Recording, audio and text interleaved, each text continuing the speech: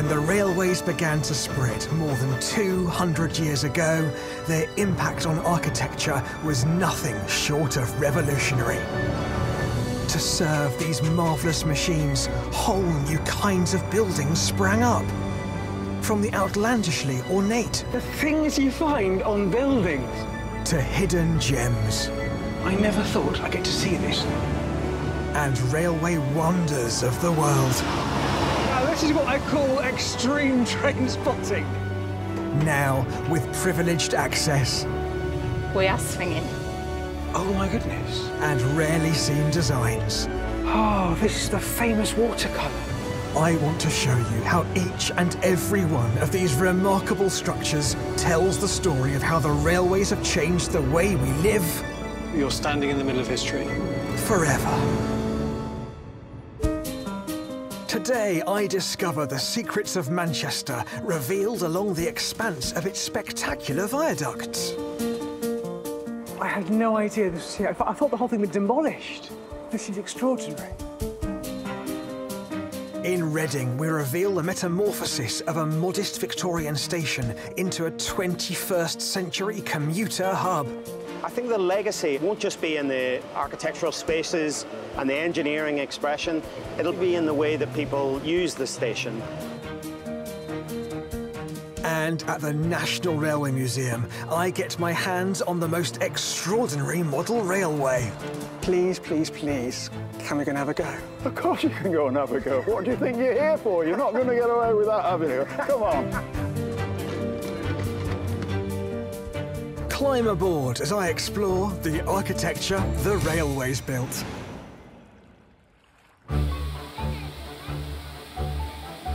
Since the advent of steam-powered travel, the railways have witnessed dizzying heights and crushing lows as their popularity moved in and out of favour. Some of the architecture fell into disrepair. Other structures bounced back, given a new purpose and a new life. One place where this can be seen in glorious Technicolor is Manchester, one of the largest and most exciting cities in Britain. It's a vibrant cultural hub with a rich history in music, the arts, and sport. But before all this, it was a 19th century industrial powerhouse. With crowded streets, bustling warehouses and towering cotton mills. Manchester is one of the birthplaces of the Industrial Revolution, so it's no surprise the city is stuffed full of incredible pieces of historic railway architecture. It tells the story of Manchester past, present and future. And the past starts at ground level. For decades, canals fed the city, bringing raw materials in and goods out. The arrival of the railways then enabled this to be done more quickly. But the canal network stood in their way at ground level. The only option was to go up. Onto magnificent viaducts. This is Castlefield in the southwest of the city. It's the perfect place to understand the impact the railways had on Manchester, because it's where no less than 3 viaducts still dominate the cityscape. Jonathan Schofield, the author of Manchester Then and Now, is a huge fan. What do you love about these viaducts? What they are symbols of is, for the last 200 years, dynamism. So it's like a wow moment. You know, when we go and see the Colosseum or something in Rome, or a big castle somewhere. To me, this is just a different version of the wow of those. They are not just monuments, they are living, and that's the essence of them. From up here, they do look stunning. But down below, where all 3 viaducts converge, the gritty reality of their story can be revealed. The first to be built in 1849 was this low-slung red brick structure. Then, 28 years later, this brick and iron behemoth followed. And finally, this steel-legged monster strode over the top in 1893. And the styles of each have stories to tell. So up here I can see a Gothic element to that bridge over there. I can see almost medieval styling coming into this bridge up here. It looks like a castle. So what's going on? One of my favourite bits of this area. I mean, the Victorians effectively built all these 4 railway lines, crushing, destroying forever the Roman remains that had created Manchester. So when they were building these viaducts, they thought that there had been a Roman fort here. So in a very medieval rather than Roman way, they put castle shapes on the piers, not only of the 1870s and 1890s, but even on the 1840s one. And the Gothic look is simply because, often in its public architecture, Manchester chose Gothic.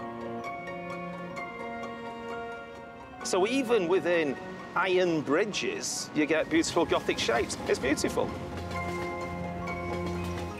They've given it that romantic feel, haven't they? Yes. This bridge over the canal, first off, and the different springing arches over the different levels. There's a romance to this landscape. But it wasn't like that underneath it back in the 1840s. There was a massive stinking abattoir. And then you had lots and lots of workshops, iron foundries working around here, and the whole area was defined by dense terraced housing. The nearby terraced houses survived the building of the 1849 viaduct. But when the Midland Railway decided it needed its own line to London, something had to give. So already you've got these 2 train tracks at a high level. So of course, a competing railway company has to come at an even higher level, right? And it's a different station. Yeah. It's a completely different railway system. So this is almost reinventing it again. Bang, we're going to have a new line to London, and we're going to cut round through the south of the city, and we're going to be right next to Manchester Town Hall, and we need to get rid of hundreds of terraced houses to do this, literally destroy them. As they so often are. Again, as we often say, it's the architecture of the railways destroyed. It was brutal, wasn't it? Railway architecture of that day could dictate the whole future development of the city. 224 arches were built across the city by that. It's said that the surveyor of the arches actually had a nervous breakdown. You don't blame him. I know I've seen more railway architecture than most people, but the sense of déjà vu down here is overwhelming. And there's a reason.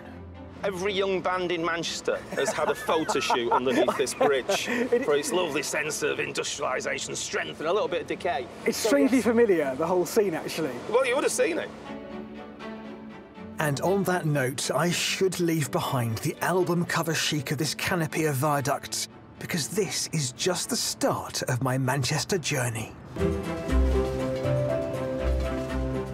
I want to take you along the red brick 1849 viaduct, because just half a mile eastwards, towards the centre of the city, is a stylish station saved from the jaws of demolition. I love days like today. It's the kind of day when I get to see inside a building I've always wanted to go and have a look at. And this one is a modernist gem. Manchester-Oxford Road is an extraordinary timber structure, unlike any other station I've seen. It stands on the viaduct itself, and while that's not unusual for smaller Victorian stations, this one is larger than most. And it's been comprehensively rebuilt. I'm going on a special station tour with Elaine Harwood, the architectural historian who helped to save it. I can't think of a better person to be a post-war station than you. Oh, my pleasure, and what a one we are at. Rebuilt in 1960, this stylish beauty replaced the original station, which dated from 1874. But as Manchester's railways had been built in the sky, this provided quite the challenge for its 20th century reboot. We are standing on a viaduct from the 19th century that's a little bit creaky. So when they were rebuilding the station, they had to find a solution that was fairly robust, but not heavy because of the weight on the viaduct. So in 1955, the nationalised British Railways introduces a modernisation plan for its stations and electrification programme. It's centred on the line from London to Manchester and Liverpool. The busiest line. Absolutely, and each station got a different architect, and the bright young thing appointed here was Max Glendinning from Belfast. Okay. And his father was a timber merchant. Ah, okay, so already he's being swayed in the background. Do tell me about this intriguing route that I haven't seen quite like anywhere else. That's because there isn't another one in timber. It's a hyperbolic paraboloid. Okay, what does that mean? It means it's got that curve at the top and then it dips on a turn so that you can get a series of clerestories. The clerestory windows are situated high above eye level, allowing the light to flood in and fill the space. This shape of roof was developed in France in the 1930s and would have originally been made from concrete. But Max Glendinning was working with the brilliantly named Timber Research and Development Association, which was experimenting with creating these shapes just from wood. They looked at the way these things were being done in concrete, knowing that you have to have a timber formwork into which to pour the concrete. So what if you did away with the concrete? You could do something very economically in timber, and it would look beautiful. And sell more timber. And sell more timber. This wasn't quite the perfect solution, it seemed. 30 years after construction, water began to rot the shells, and the building's very existence came under threat. Now, you are the person who put this forward for listing and got it listed, aren't you? Well, Historic England produced a series of recommendations, and this was one of the ones that was accepted. And thank goodness. Soon there was a massive restoration project to refurbish the roof. And inside, I can't wait to see the extraordinary design that would have been lost if demolition had gone ahead. Well, here we are.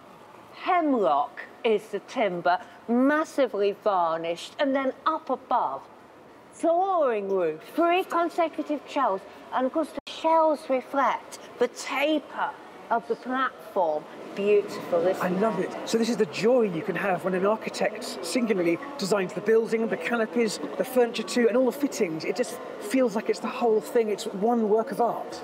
Absolutely. The vision of architect Max Glendinning is evident throughout the whole station. So the canopies had to be put forward because of the electrification. But if we stand here, can you see the shells now? The Sydney Opera House was being designed around this time. So on a tiny scale, it's doing a similar kind of thing. It's such an unusual form for a building roof. Especially done in timber. Yeah. One thing I love about railway architecture is its ability to find the most unconventional ways to survive. Here, the combination of a Victorian viaduct, the 1960s design, and motivated modern custodians has secured the station's future and its place in 21st century Manchester.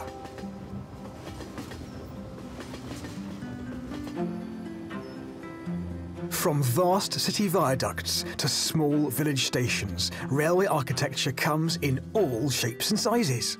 But big doesn't always mean better. Sometimes it's the scaled-down structures that hold the most delight, as I'm about to find out. Throughout this series, we've been granted exclusive out-of-hours access to the wondrous National Railway Museum, my idea of heaven. I've come to a dark corner of the North Shed, a working part of the museum, and it's full of hidden treasures the casual passerby might miss. Though it would be pretty hard to overlook this incredible piece of railway history. To find out why this is no ordinary train set, I'm meeting Phil Graham, one of the museum's specialist volunteers. Hello, Phil. Tim, welcome. Thank you very much indeed. I just cannot get over this wonderful thing beside us here. This is beautiful. It's got model train tracks on top of a massive dining room table. But what is this? Nowadays, we call it an interactive training aid. This was built by the Lancashire and Yorkshire Railway for training their signalling staff and other operating staff. This is extraordinary and beautiful and just so intricate. It was built in 1912. It's the oldest model railway in the world that's still in one piece now. And it was in use from January 1913 all the way through till September 1995. It's 82.5 years. It must have been seen as the kind of the cutting-edge tech of the day. Indeed it was, and in many ways it still is actually, because we still use this layout from time to time to train present-day signallers. I run voluntary classes and I use this layout to this day. You're joking? This is still a contemporary tool used for Britain's big railway today? Absolutely. Semaphore signals, levers, bells, instruments, it's all still there on 10% of Network Rail. I feel really privileged today because Phil and his fellow volunteers are giving me a private demo of the signalling school in action. I mean, it's absolutely vast. I've walked down from the end there and I've passed stations, I've passed what look like little lever frames and signal upon signal and trains. This is a complete railway network, isn't it? It is, yeah. We've got 4 signal boxes on here so the signallers can interact with one another. Signal trains just like they would do in real life. People had to get certificates to prove that they'd done classes before they'd be let loose on the real signal box. Where was this actually located, this model? It was at Manchester Victoria Station, which was the headquarters of the Lancashire and Yorkshire Railway. It was up on the first floor above the platform. There'd be an audience of up to 100 people watching while the instructors operated it, and then the selected few would be given a chance to operate it for themselves. The lecture hall was built in 1909 as part of a stationary development, and the model was specifically designed to fit the dimensions of the room. That must have been absolutely nerve-wracking to do your signalling in front of 100 of your peers. But of course it's all perfectly safe, and you learn by your mistakes. And having a mistake on a model is far better than having a mistake in real life. Absolutely. And it's incredible to think just how many thousands of signallers learnt their craft at this very table. At over 18 metres long, it may not be the largest piece of railway infrastructure I've ever seen, but its size is outweighed by its importance. Well, you know what I'm going to ask you. It's a model railway. It's got signals on it. Please, please, please, can we go and have a go? Of course you can go and have a go. What do you think you're here for? You're not going to get away with that, have you? Come on. It's a very small signal box. These levers are miniature replicas of the real thing. A real lever will come about up to your waist. And if you tried to force the locking of it, well, you'd give yourself a strangulated double hernia. But you're going to use real-size instruments to signal trains, right, and real-size bells. Now, I've seen a signal box or two in my time, so I think I understand the basics.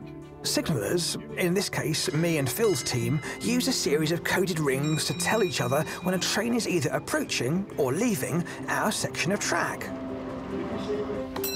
That's the theory, anyway. OK, the first thing that's going to happen is Bruce is going to call your attention with 1 beat on the bell.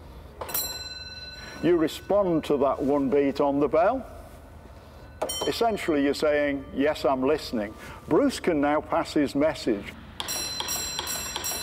Right, that was a question. Is the line clear for an express passenger train? All the points have to be set for the safety of the approaching train, right, which they all are, but you've got a set of facing points here which have to be locked into position. So that will mean you need to reverse blue lever number 10. I'm glad you're here. OK, that's blue lever number 10. So now you're satisfied, the line is clear, so you can agree to the train coming. In railway parlance, we say you're accepting the train. It's an express you've taken. 4 beats on the bell, you repeat. 4 beats. I've played in signal boxes before, but this suddenly feels very real. And then, you haven't finished yet, quite, you need to put your block indicator to the line clear position. Rotary block indicator, turn it round to line clear, that's it, okay. So, congratulations, you have just signalled an express passenger train. Well done. Thank you very much.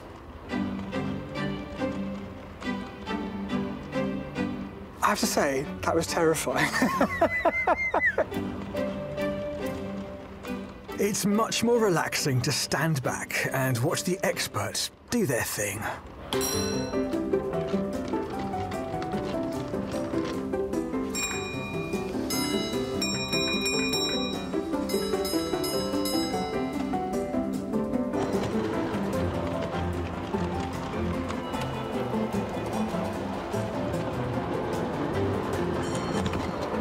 Flipping that one back.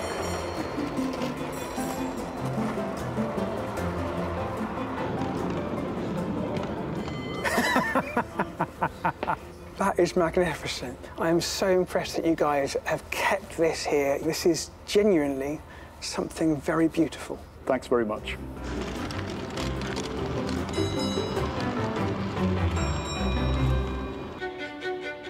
Ladies and gentlemen, we'll shortly be arriving at Reading Station. Over 16 million journeys a year start or finish at this busy Berkshire transport hub.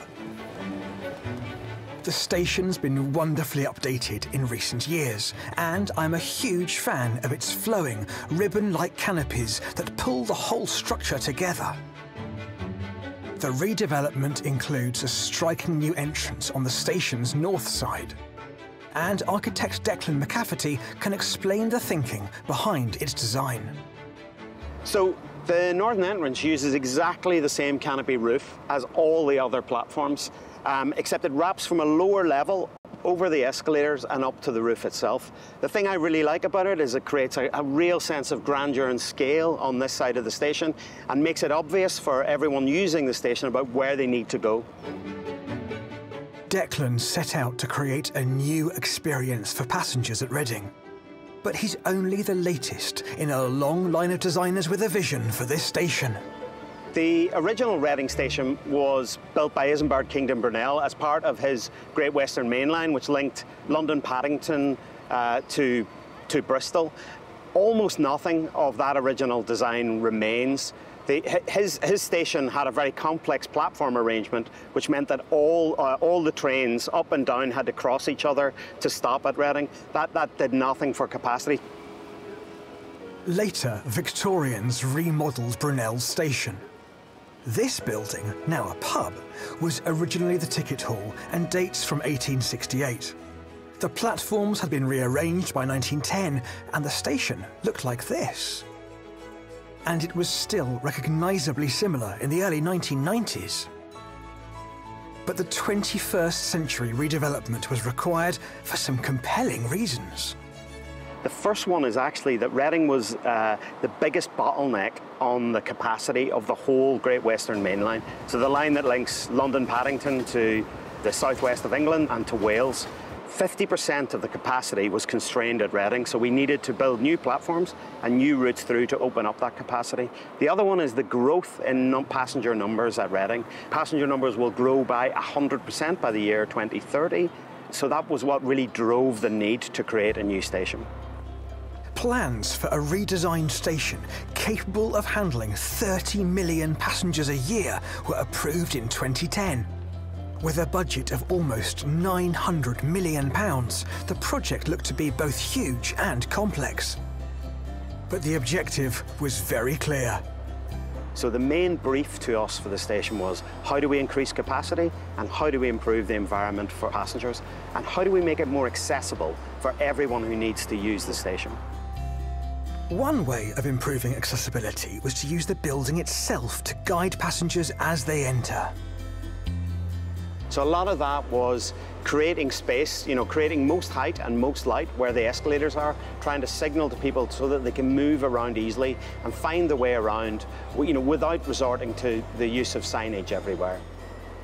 So we're on the transfer deck, which is the space that links every part of Reading Station, spans across all the platforms, 30 metres wide, 135 metres long. What we were looking to achieve was where the platform canopies wrap up and over, you get this blue colour, which is consistent, and you raise up the space. You get light in at the side. That signals where people need to move to get to the platforms themselves. Before reconstruction, the platforms were also connected by these subways. I'm delighted to see the original curved bricks, but hidden beneath the station, these passageways were inevitably gloomy. So, the creation of the bright, new, elevated transfer deck, complete with its futuristic robot cleaners, represented a major change and a major challenge.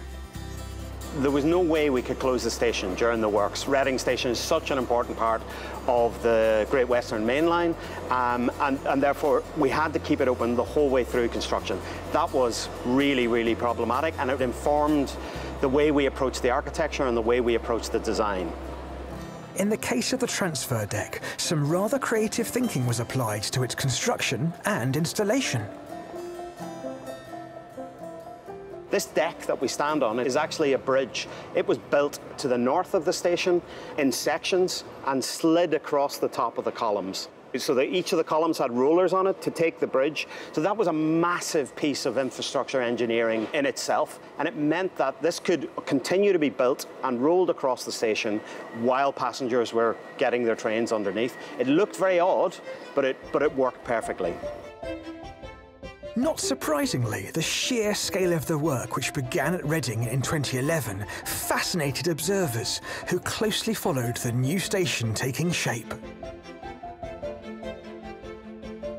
Yet this 21st century reimagining was taking place in the shadow of Victorian railway buildings.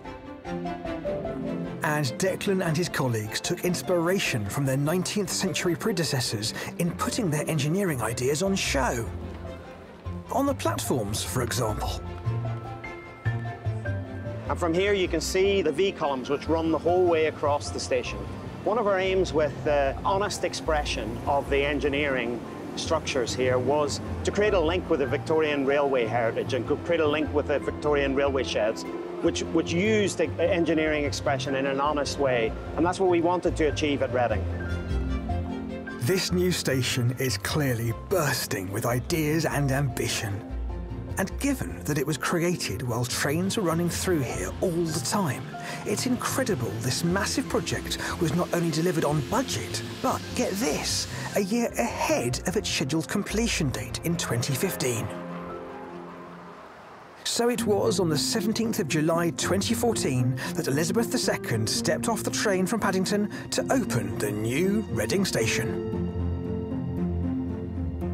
Not surprisingly, it's an occasion Network Rail's Callum Mackay vividly remembers. She arrived at Reading where we had crowds of people outside the front, we had people up on the transfer deck all ready to see her.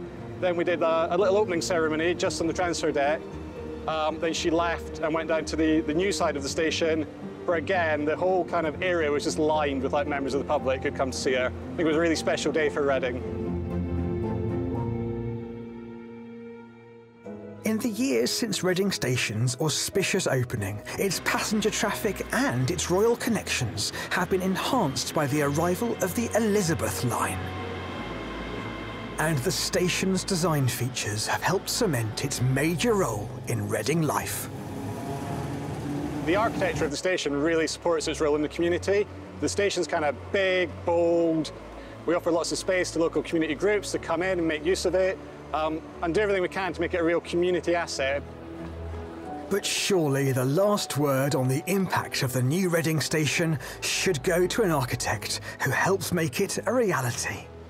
I think the legacy of this station won't just be in the architectural spaces and the engineering expression, it'll actually be in the way that people use the station. I think you can genuinely see that people find it an easy station to use, and also that its spaces are welcoming and generous and accessible to everyone. The new building is simply stunning, a 21st century take on Reading's fascinating station architecture and a welcome addition to its great railway history.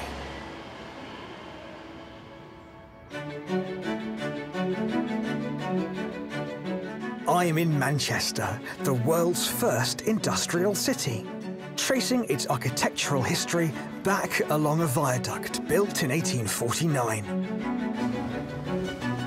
Now, as you know, I do love a disused station, and southeast of the city is somewhere which hasn't seen a train for years. In fact, I didn't even realise it still existed. This was Manchester Mayfield, and I'm privileged to be on an exclusive guided tour with Roy Chapman, who worked in this building back in the 1970s and has promised to show me the secrets within. And here you are, Tim. Welcome to Mayfield Station. So this was the main entrance. Wow. From the street, of course. I had no idea this was here. I thought the whole thing was demolished. This is extraordinary. Built in 1910, it was an overspill station for London Road, which is now known as Manchester Piccadilly. This was built for suburban services. So places like Buxton, Crewe, Wilmslow, excursion trains going to South Wales and places like this, it was used for those sort of purposes. So buildings of this age and have been disused for so long, you lose the detail. But look, we've got these wonderful doors. They've survived the original sliding doors. Yeah, we've got the brackets and the rollers down here. And look as well, up here, we've got the corbels supporting this crossbeam, all of which have been beautifully shaped. I mean, this is absolutely lovely. To connect with Manchester's existing network of elevated lines, the platforms here at Mayfield had to be sky high too. This is where the main station was, up here. Good Lord. This is so odd. You do not find railway stations like this anymore. I'm quite blown away by this. It's wonderful it's survived like it has. It's in pretty poor condition, but it has survived. This is a mainline railway terminus that's been always forgotten about in the centre of one of our biggest cities in the UK. That's right. That's right. And as a station built as an afterthought, it's had an identity crisis throughout its existence. It was a passenger station for just 50 years before closing in 1960. It's a great example of how railway architecture can be rebranded and rebooted. Because after 10 years of quiet, it was dusted off and repurposed as a parcels depot, which is where Roy worked as a guard. When you were working here, back in what, 1970s? Early 70s. So what was it like when you turned up every evening or day? There was a carousel up there where the parcels came down the carousel and they were sorted, loaded on the brutes. That's those British Rail Universal trolley equipment. And you'd have trains of brutes going down here. You had to watch yourself walking around here at night because those drivers didn't care really. So you're driving around and you'd just be hanging around until the train was loaded and ready to go. This time, it only managed 16 short years of operation before the doors shut once more. Rail just couldn't compete with parcels being delivered by road. But the story doesn't end there. It's supposed to be a haunted station, by the way. Oh, give over. Yeah. Well, that was the story. And I must admit, sometimes when you walk down here, it was quite a dark station. You know that kind of tingle in the back? I don't believe ghost stories and so forth, but sometimes, maybe it's auto-suggestion. You're walking down there dark at night, you get a tingle in the spine and think, oh, is that the ghost? But there are stories of whisperings, of footsteps and slamming doors. With ghost stories ringing in my ears, Roy is leading me down to the depths of the station, to the cavernous space beneath the platforms. Roy, this is such a strange space, isn't it? Dare I ask who used to stalk these hallways? When this first opened, what would this have actually been used for underneath it? Storage of freight, storage of whatever was required. The railway would have used it. They would have leased off space in the arches, the private storage companies and warehouse companies, of course, who could have made use of it, and they would have used it themselves. I guess it makes extra money for the railway company. Exactly. Right? You've got all the space underneath. You might as well make use of it. It's so lovely to see this kind of it exposed and this industrial heritage. Yes, it's just like a huge industrial dinosaur. The ribs are exposed when you come down here. You can see how it was built. But this dinosaur is brought to life every weekend as the building adopts a rather more modern purpose. It's now used for entertainment, pop music, gigs and so forth. It's a very busy place apparently for young people at weekends and things like that. Well, to think all those people are partying away in this bit of railway architecture, and I thought it had long gone. Well, it is such a privilege to finally get the keys, unlock the door, and show everyone inside this really rather magnificent structure at last. It is. It's absolutely wonderful. A hidden gem in many ways. It's marvellous how this building always finds a way to raise itself from the dead and find a new purpose. But it's not the only piece of railway architecture in Manchester to have done so. I'm returning to Castlefield, where my tour began, because here, among the tangle of viaducts, is perhaps a glimpse of how these structures could be used in the future.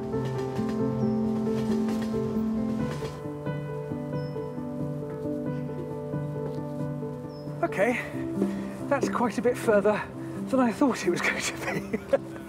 Now, New York might have its High Line, as many of us know, but who knew that Manchester has just got its very own version?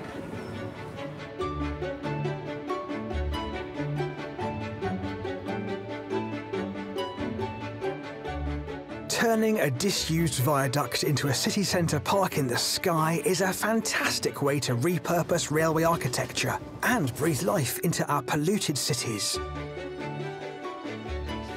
Dimpna Gould from the National Trust has been working tirelessly to transform this viaduct into a green High Line in the heart of Manchester.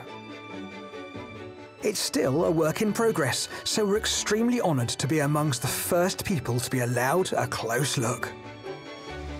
Good Lord. It's quite a space, isn't it? It's a beauty, isn't it? This is not the usual National Trust stately home I think of. Surprised? Very surprised. You know, we're founded as a charity to preserve heritage, to bring nature to people's doorsteps. And what better place to really trial a new project like this than a city like Manchester, which really loves its heritage, really loves its nature. Before its closure in 1969, this 330-metre stretch formed part of the route between the Great Northern Railway's warehouse and Central Station. The plan is for the whole length of the viaduct to become an urban park. But for now, just the first 160 metres have been transformed, which is a lovely 5-minute stroll. Longer, of course, if you stop to smell the flowers, and the planting has been carefully thought out. I'm not seeing very much green. In fact, this looks like a railway line here because I'm seeing clinker and ballast down here. You've even got a buddleia here, which I think of being as a railway weed. You're exactly right, but this is deliberate. What we want to show is, as it was, we want to show the past. But we do know that buddleia, a bit like Mancunians, will flourish anywhere, and of course they did on the railway line. So this is a deliberate part where you can reflect back on our wonderful heritage. The plants cleverly change every few metres to give the impression of travelling on a train, passing the flora and fauna of the countryside at great speed. So we've deliberately chosen planting that you would find by a railway line just to create that moment before we come into the area, which is full of gorgeous plants. But it really has inspired the planting you've gone after, because it is quite evocative of both railways and also, as you say, from the steam, from the smoke and the chimneys. It's brilliant, wonderful. What are the challenges of building a garden, frankly, about what, 6 stories up? Huge challenges. Our gardeners have now just gone for a lie down. They have not left this site. We've got sleeping bags for them. They've worked amazingly. With half of the Sky Park still to get a makeover, the Trust has just opened this section to the public. And so very different from when the viaducts first went up, they want to know what the public thinks. This is a 1-year pilot project.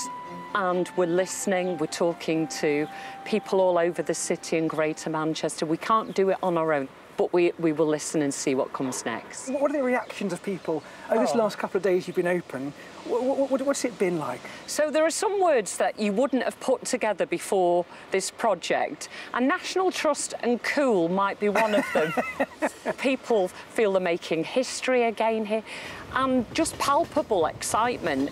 And you'll hear trams passing, you'll hear trains, but everyone turns into railway children up here, starts waving frantically at commuters. And that's just been opening just 2 or 3 days? Yes. So this is... Yes. So people... We're day 3 today, Tim. Day so you're 3. really special. You're making history too. Oh. Day 3. Now, I don't know about you, but I've never stopped being a railway child. And of course, I'm always up for making a bit of railway history, and perhaps even more thrilling, being part of railway future. What I love about Manchester's historic railway architecture is that this city has shown that with a bit of thought and care, even the most unloved bits can be given an entirely new lease of life.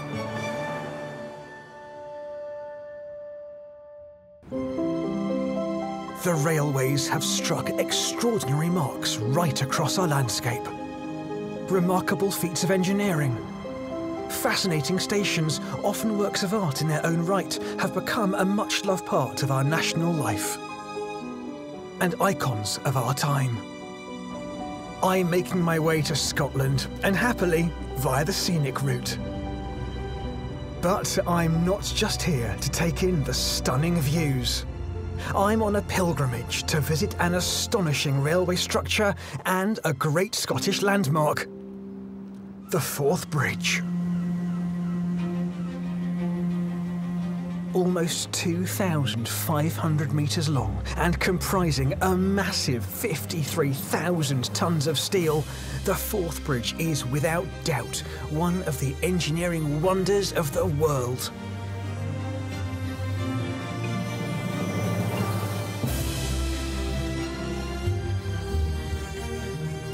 Granted privileged access to this steel giant from top to bottom, my journey will take me from learning about its foundations, deep under the Firth of Forth, to exploring its summit 110 metres above the water.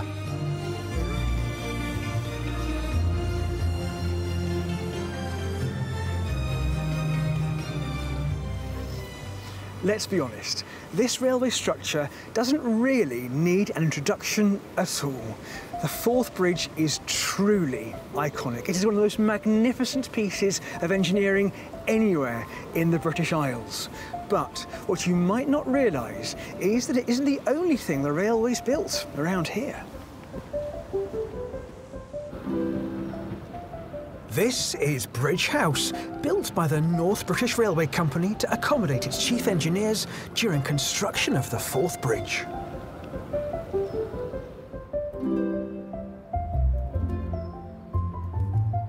The very English, mock Tudor frontage of the house is completely out of keeping with the area. But this design does point to the fact that the Forth Bridge would establish a new connection between English and Scottish railways. I'm told the views from the flats the house contains today are spectacular. Owner Barry Wright is showing me around. Yeah, come on in. This is our... Come in and see the house.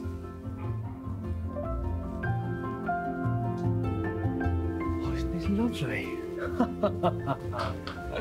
It's my favourite view.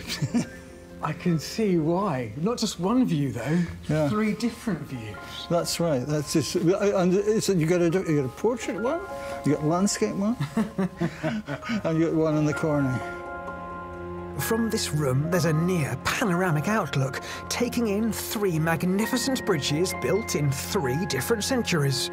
The Forth Bridge, the Forth Road Bridge, and beyond it, the Queensferry Crossing. I think this one was a lounging room rather than a workroom, and they had huge rooms 100 feet long to do the plans in. They did plans at full size. Wow. Yeah, we go and sit in the corner there, and you get the full perspective of from the sun coming up to the sun going down. Bridge House's original resident was the renowned railway engineer Thomas Bouch. Fresh from constructing the Tay Bridge 40 miles away, the Forth Bridge was to be his next great project. But in 1879, just 18 months after opening, the Tay Bridge collapsed, killing 75 people and irreparably damaging Bouch's reputation. Bouch's plan for the Forth Bridge was abandoned. Engineers John Fowler and Benjamin Baker replaced him, overseeing the building of their new design for the bridge. And after the Tay Bridge disaster, you can imagine they would have been rather keen to keep a close eye on construction.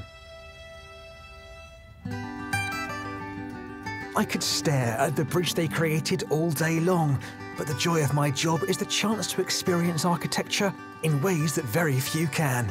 So, despite my fear of heights, the time has come to don my high vis and get acquainted with this astonishing bridge. To discover more about the sheer size of the project to build it, I'm heading for its Fife Pier on the north bank of the Forth to meet local historian Len Saunders. This bridge is the largest cantilever bridge, but it's also one of the largest man-made structures on the planet. The scale of this is just massive. It was a space-age project of its era. It was just so far ahead of anything that had ever been designed or built. And it's such an immovable, strong, iconic thing. It's just an amazing bridge. Though when work began on the bridge's foundations in 1883, the pressure was very much on. Because apart from the formidable engineering challenges, the project faced another hurdle. Just 4 years earlier, the disaster on the River Tay had rocked public confidence in bridge building. So one of the aims of this bridge was to build something that not only was strong, it had to be free of movement or vibration. It had to be the most rigid possible bridge that you could build. Anything that was built here had to just be bulletproof. To achieve this, the engineers came up with the revolutionary cantilever design, which would allow the bridge to absorb up to 56 pounds of wind pressure per square foot. That's enough to withstand a hurricane blowing from both ends. Is this where construction of the bridge started here on the north bank? There were 3 construction sites, one at each side and one on the island in the middle of the river here. So for 3 years, there wasn't that much to see in those locations because the men were actually working below water level. And that was a huge task in itself. This crossing point on the Firth of Forth is an incredible 75 metres deep. So, to build the 6 huge underwater support piers, men had to work in giant pressurised towers known as caissons. And problems soon became clear. The men were suffering badly. The deeper they got, the worse the problem was. Nobody really knew what it was, what caused it, other than they knew that the longer they were in and the deeper they went, the problem was worse. Working at depths approaching 30 metres, the men were afflicted by an illness which caused agonising joint pain, paralysis and, in some cases, death. This condition was termed caissons disease. Today, we know this decompression sickness as the bends. In 1886, the foundations were finally complete, and the epic construction of the bridge above water level could begin. It was quite the feat of coordination. You needed to grow each cantilever at the same pace and then join them together, so they all had to be started more or less at the same time. Incredibly complex logistics then. You have to consider how big a step forward this bridge was. I mean, the longest span bridge in Britain before this one was something like 400 odd feet. But this has 2 spans of 1,710 feet. These superb drawings highlight the complexity of building the bridge. They show that after 6 years of construction, only the red and blue areas had been completed, with the grey sections representing the remaining work.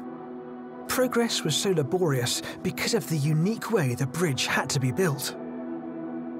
This is a handmade bridge because all the parts were made so that no single component was much more than about 2 tons. We were building out over the sea. It was all cantilever out, and you couldn't have huge loads. You had to build it slowly, slowly, and put in all the connection pieces before you could go a little bit further out.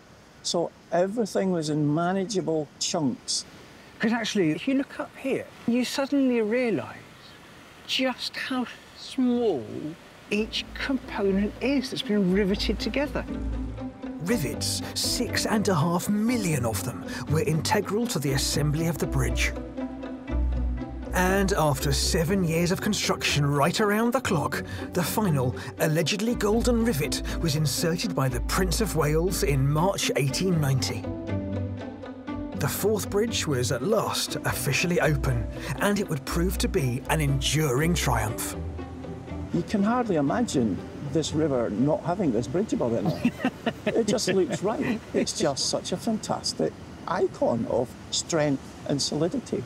It is probably one of the greatest symbols of the railway conquering the natural landscape and permanence and security and this idea of giving faith in engineering again. Truly a railway wonder of the world. Yeah, absolutely. I cannot wait to learn more about this breathtaking achievement in railway engineering. But to do that, the only way is up. Now, thanks to hoist operator Michael Berry, I'm about to get a special view of the bridge from up on high, and I'm hoping local historian Len Saunders will help me keep my fear of heights in check. You have to feel safe. You're going up the strongest bridge in the world. OK, I'll buy that. Yeah, I like your rationale. It's not so much what's supporting us I get worried about. It's more what there isn't underneath.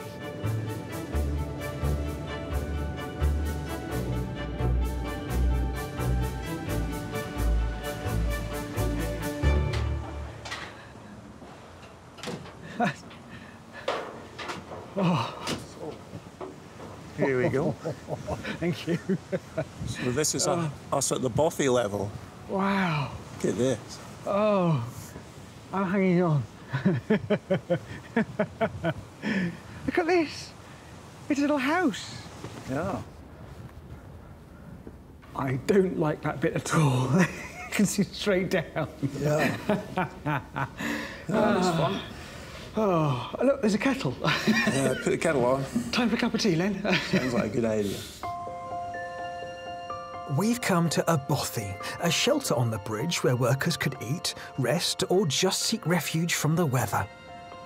The original bothies, I believe, would have been wood. And over the years, they would have been upgraded and altered. So this would not be exactly as per the original bothies, but guys would be using it for exactly the same reasons. Absolutely, because the outside of it is like a patchwork of slightly rusty steel, isn't it? It's sort of been patched up. I would say it's got character.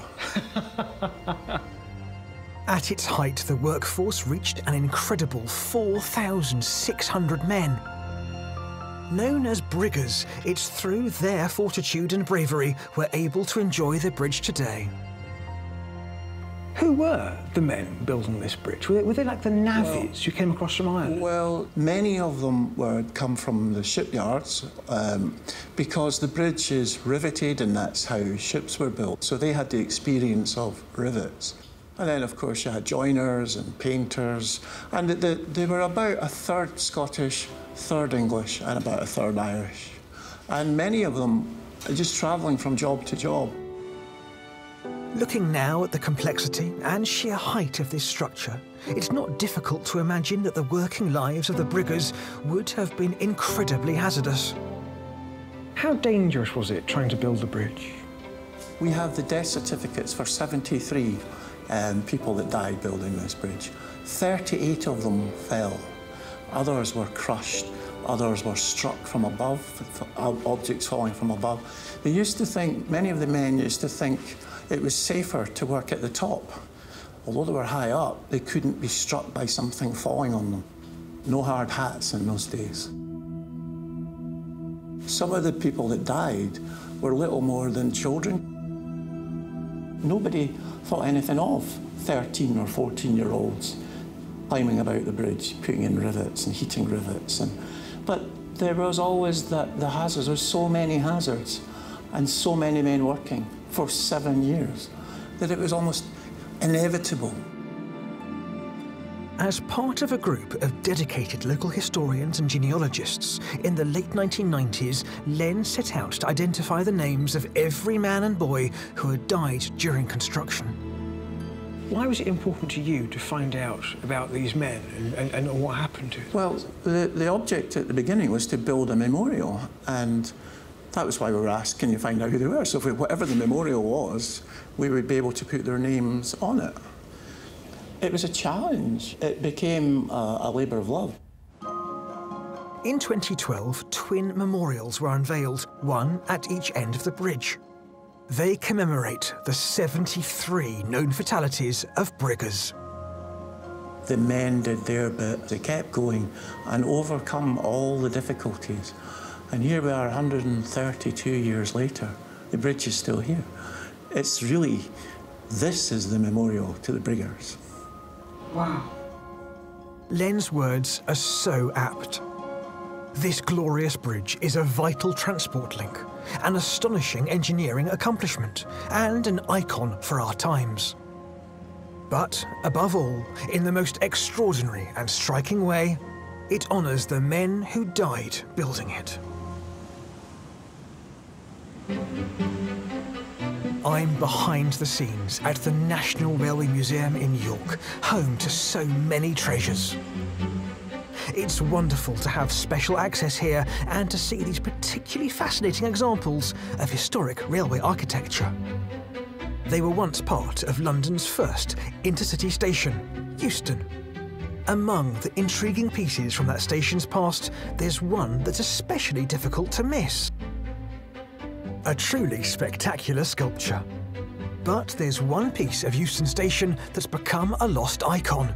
The first great monument of the railway age, the enormous 22-metre-tall Euston Arch. Erected in the 1830s, for well over a century it commanded the entrance to the station. To find out more about this extremely grand and somewhat controversial piece of railway construction, I'm meeting the museum's head curator, Andrew McLean.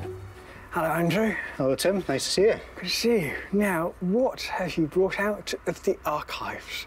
Well, we're going to go right back to the building of the original Euston Station.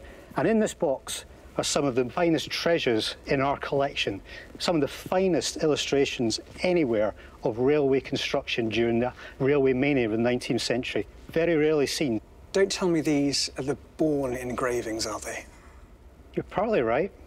They're not engravings. These are the original Bourne drawings of the construction of Euston Station. Oh, wow.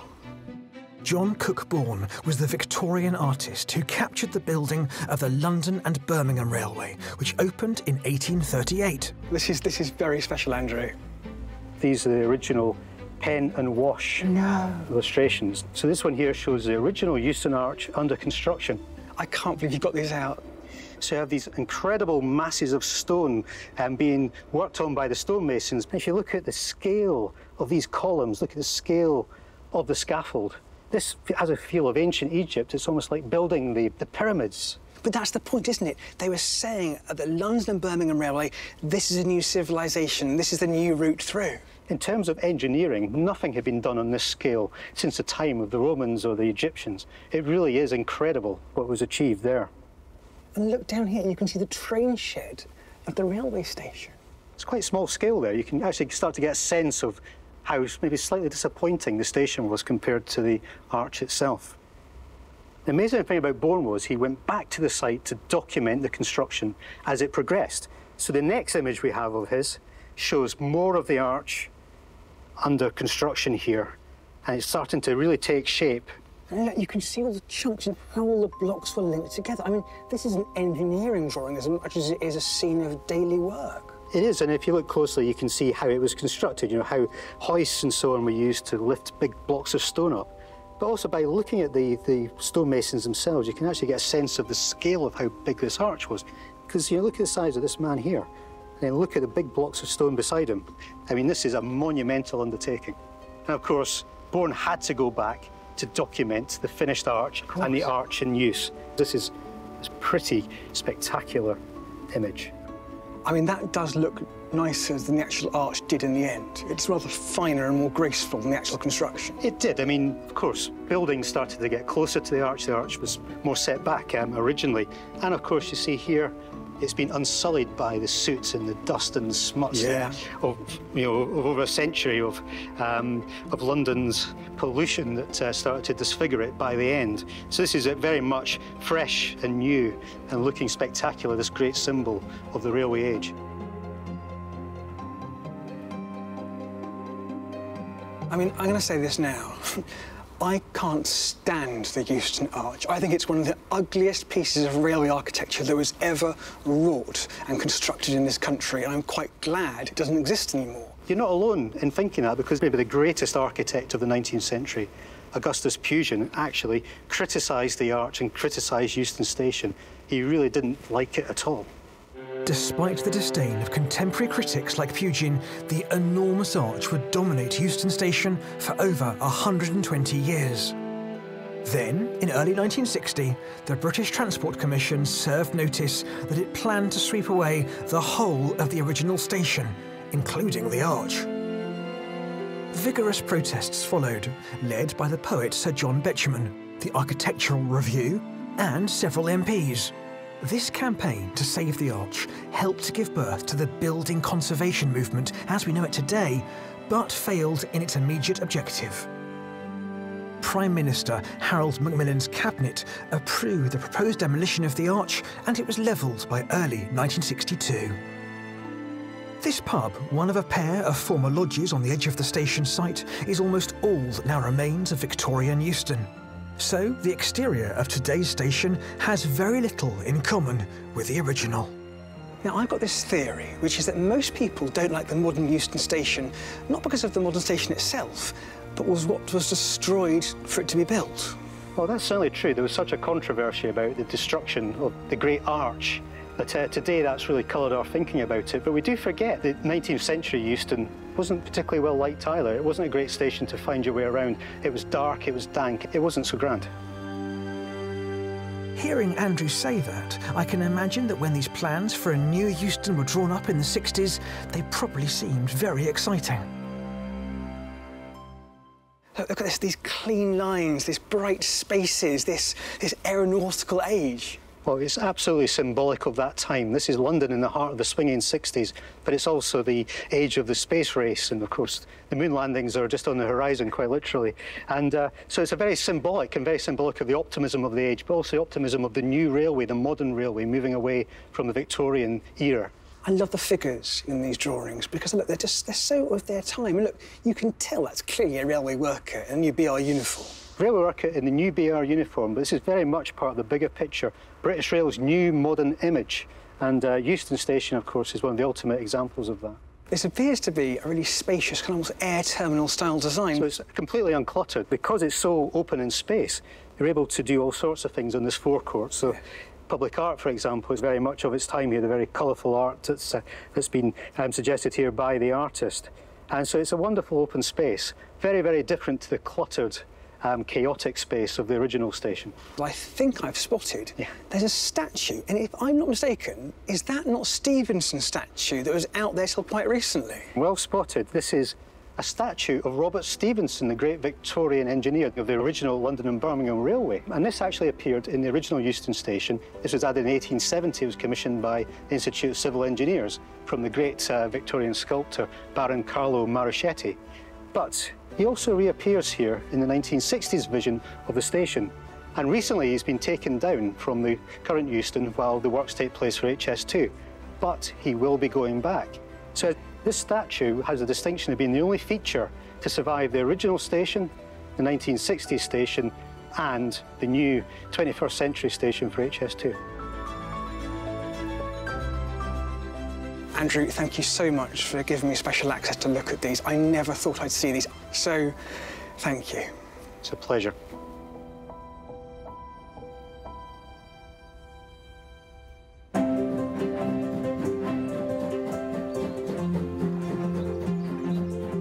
Nestled within the North Yorkshire National Park is a station with a long history that's become a modern icon. Look familiar, perhaps? Well, that's because it's in the Harry Potter films. Under the guise of Hogsmeade Station. Now, fans come to this heritage line in droves to visit this location for the Wizard's big screen adventures.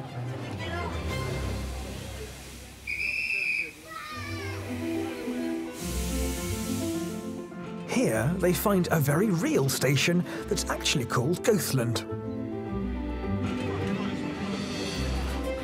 Station Master John Bruce has been a volunteer here for the past 50 years. One of the fabulous things about Goathland is it's absolutely the typical country station of its time. Constructed in 1865 by the North Eastern Railway, the NER, Goathland was designed by the architect also responsible for the rather striking York station, Thomas Prosser.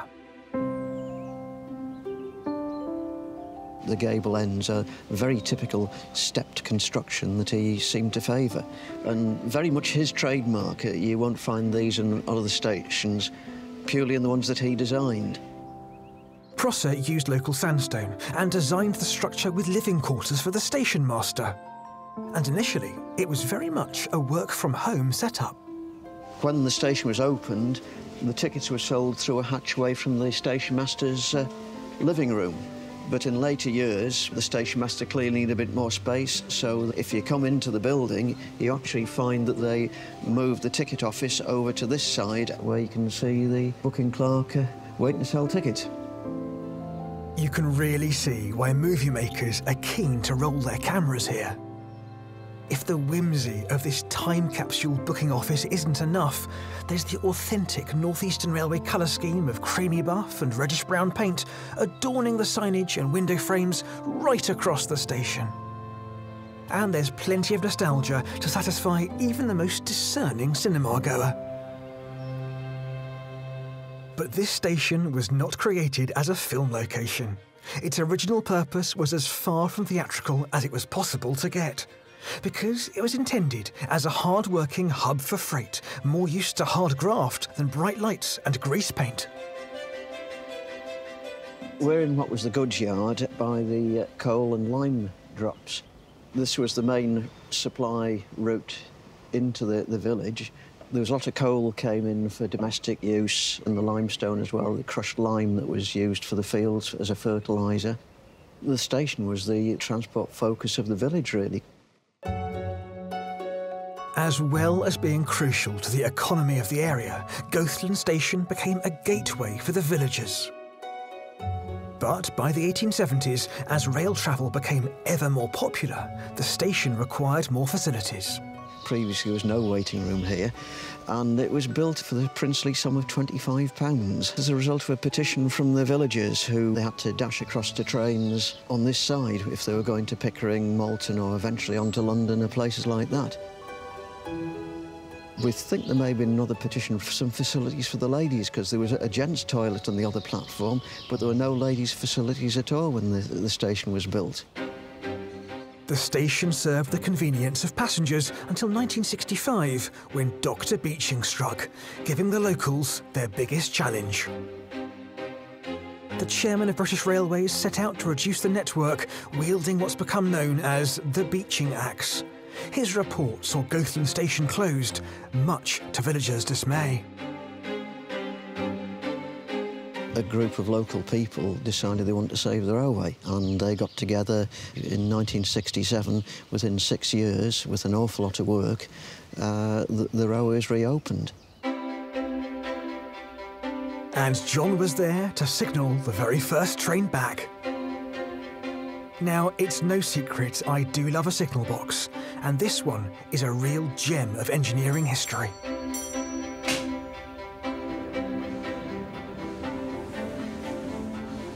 It's quite fascinating to think that you're doing a job that somebody was doing in 1866. The man doing my dream job today is Michael Entwistle. Each lever does a different job. Red levers are for signals. The black levers move the points, and that enables us to move a train from one track to another track. And the blue levers, they lock the points in place. Some levers are easier to pull than others. Some signals which are way off in a distance, where the wire's a very long wire, because that's what you're doing, you're pulling the wire half a mile away. That's quite a hard pull. The railway here is single track, which means that two trains mustn't travel in opposite directions at the same time, or they'd crash. To ensure this doesn't happen, volunteers use a vintage technique with a bit of help from modern tech. We are working a signalling system with Victorian token machines which control the single line, but they're linked by 21st century broadband. At either end of each station on the line, there are identical token dispensing machines. Electronically connected to each other. As soon as a token is taken out of one machine, none of the others can produce another token. So, at any one time, between two signal boxes, only one token is available and out at a time, and the driver must have that before he goes onto the single line. Once the train driver has cleared the single line section, he hands over the token to be inserted into the machine, thus unlocking the line again. This clever mix of the old and new is right up my street. It's a fabulous bit of Victorian engineering that ensures trains run safely, and it's great to still have it working. I love how the commitment of the volunteers has paid off here, bringing tourists and film crews alike to experience Goathland Station. I've seen it grow from virtually nothing, been involved from very early days of the railway, and enjoyed seeing it develop to what it is today, with a railway that carries almost 300,000 passengers a year, which is tremendous. From industrial transport hub to picturesque movie set, Goathland has played each role to perfection. And long may it continue, because if we've learned anything from our railway heritage, it's that the show must go on.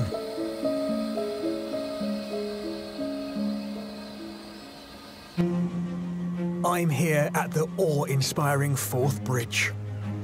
A triumph of railway engineering and a Scottish icon.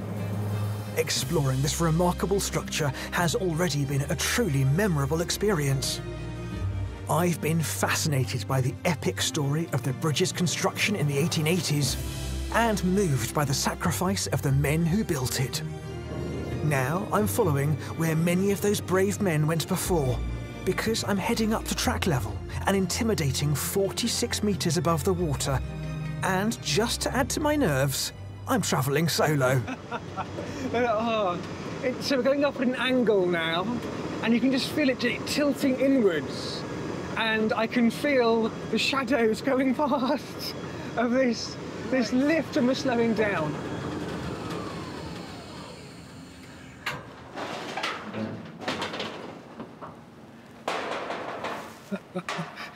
Thank you very much. Well, we're about halfway up. This is track level. I can see from over there, just above the bothies, and the wind is really blowing. We're only halfway up. Sometimes in life we have to suffer a little for our passions. Oh, Lord. But braving my fears couldn't be more worth it.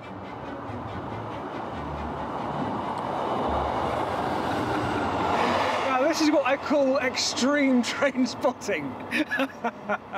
The places I get to come to do this is phenomenal. Standing here alongside the track, though, you really get a feel for the magnificence of this structure. It's all-encompassing. It surrounds the train track, it surrounds me.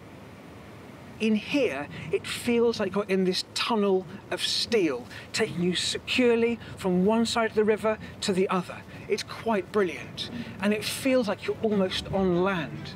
It's quite extraordinary. And this really is the genius of this design.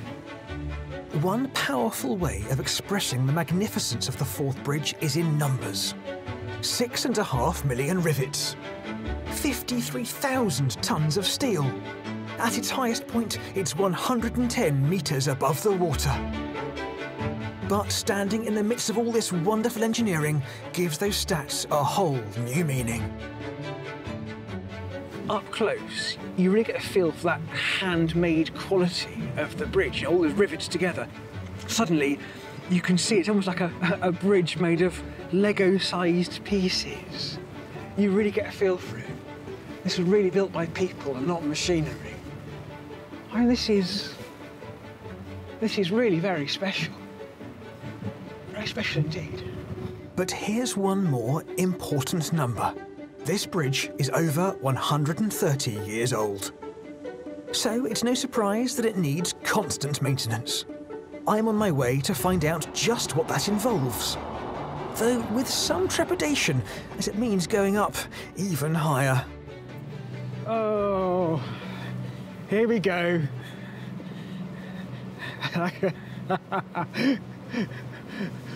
Once more onto the breach. Project manager Mark Wilson leads a team taking care of the bridge, and he's taking me to the top of the North Pier to talk about this essential work. Here comes the train just in time. It's a 125. If I do some train spotting, it might take my mind off things somewhat. After that rare chance to see the trains from a whole new angle, I've made it. And from 90 metres up, the views are incredible. Wow. Well, I'm glad it isn't raining. It's not too breezy yet. It's nice and sunny. Wow. I'm holding on, but this is... Wow. As offices go, this is a pretty good one, right? It definitely is, yes. You do get a sense of awe every time you walk out and you see the grandeur of it all. It's the biggest structure in Scotland. It's a privilege to be able to be in charge of a project working on the Forth Bridge. So it's a great honour. Because it's from up here that you really get that wow shot, isn't it? Absolutely, yes. And you can genuinely see for miles, yeah. Right way down to Edinburgh. In fact, you can see, can't you? You can see off the seat down there. Yes, yeah. So whilst you'll come past here on the train and sort of, sit there reading their papers or looking at their phones, oblivious to what's going around them, there are always staff here on the bridge examining and checking it and testing it. Absolutely, yes. Yep. There's always examinations happening. So yeah, there is always someone around. That's fascinating. So this bridge always has guardians on it the whole time? Yes, there is, yeah. Custodians of the structure itself, yeah. Do you get a sense of the past when you're working on this bridge and those who've gone before you? Oh yeah, absolutely. I mean, it's a Victorian era construction, so it's been around for a long, long time, and it's seen a lot of people working on it. So it's you want to carry on in that vein and do it justice. Now, in the past, teams working here might have been engaged in a very particular task. One that became a byword for a job that never ends. But these days, that old adage has been shattered. Because there was always that phrase, it's like painting a Forth Bridge. Once you start one end, you finish the other, you start all over again. That's no longer the case, is it? No, it's not necessarily true, no. It's so the paint systems that we put on nowadays, they have a 25-year design life. So it'll be, in effect, it'll be 25 years before you need to come back and paint. But it does take a few years to paint it in the first case. Rather them than me. This incredible structure has a painted area of 230,000 square metres, requiring 240,000 litres of paint. It's another startling fact about this astonishing bridge, which I'm so fortunate to see from this vantage point. This is a very privileged position for me to be standing in, because not many folk get to come up here, do they? No, they don't. So, I mean, that is part of Network Rail's plan to make it more accessible to everyone. There is a visitor centre which has planning permission in place just now. But yeah, the plan would be in the future to open this area up to allow everybody to come and visit it. What's coming next for the bridge? In the future, Network Rail have committed to decarbonising the route by 2035 in line with Scottish Government requirements. Oh, it's fascinating to see how that actually is delivered and what those changes are. Because, how do you carry electric trains over this massive steel structure? It'll be fascinating to see. Yeah, it'll be interesting, yeah. We've got the best minds working on it. Yeah, absolutely. It's wonderful. And even now, this bridge is presenting engineering challenges for the team who are running the railway. Definitely, yes, it is, yeah. Here comes another train. And after one more round of high-altitude train spotting... You see, I looked down. I did look down. I did look down. Look. At last, it's finally time for me to return to terra firma. But what an incredible journey it's been. And truly an honour to walk in the footsteps of the unbelievably brave men who built this architectural phenomenon over 130 years ago. I might have come here as a somewhat reluctant climber of one of the most iconic Scottish bridges. But as I leave here, I'll be always thinking of the stories of the Briggers, the men who built one of the greatest railway wonders of the world.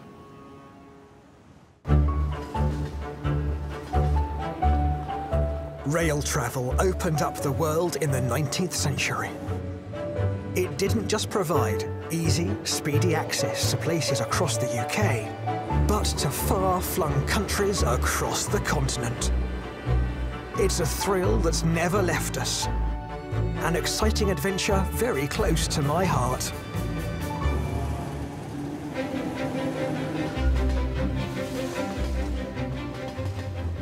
I can't quite believe what I'm about to tell you, because I'm off to see something that has fascinated me ever since I was a teenager. I'm off to see the remarkable international architecture of the railway that connects Britain to the rest of the world. The Channel Tunnel. In 1986, the British and French governments agreed to the construction of a railway tunnel linking their two countries. It would become one of the biggest feats of British and French engineering ever completed, and marked a new era in Anglo-French relations. Elizabeth II and the French President François Mitterrand were in attendance when the tunnel finally opened in 1994. I say finally because it had been in the planning for nearly 2 centuries. But before I head off to the tunnel itself, there's a station I must stop at first, Ashford International. I'm meeting Daniel Wright, a transport planner turned writer, who's as enthusiastic about this building as I am. Daniel, I've come to this station a number of times, but what is it about it that you love? Well, it has a lot of interesting influences on it, not least of which is, if you have a look, this is basically Southgate Tube Station, except supersized. It is. It's Southgate, isn't it? Of course it is. It's been kind of brought up and extruded and made massive. Southgate Station opened in 1933 and is one of Charles Holden's most distinctive stations. Although, as you'll know, Southgate is entirely circular, whereas this is a bit of a trick because it's a semicircular end to a much bigger building. But it's not the only influence of Charles Holden's work for London Underground in the interwar period. For instance, there's the glass top to the International Building, which has got curved glass ends, very like East Finchley Tube Station. Now, this is incredible because those buildings are what, 1920s, 30s era? This is a lot later. Yeah, but you can't beat a classic, can you? And it's not the only building from that era that's influenced this station as well.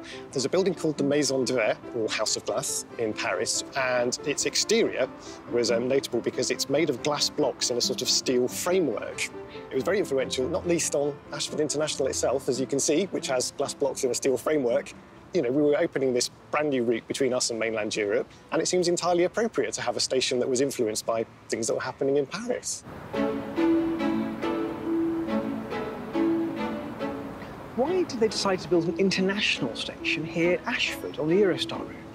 Well, it was a really logical place to build it because it's the convergence of several different railway routes. It's a big railway junction.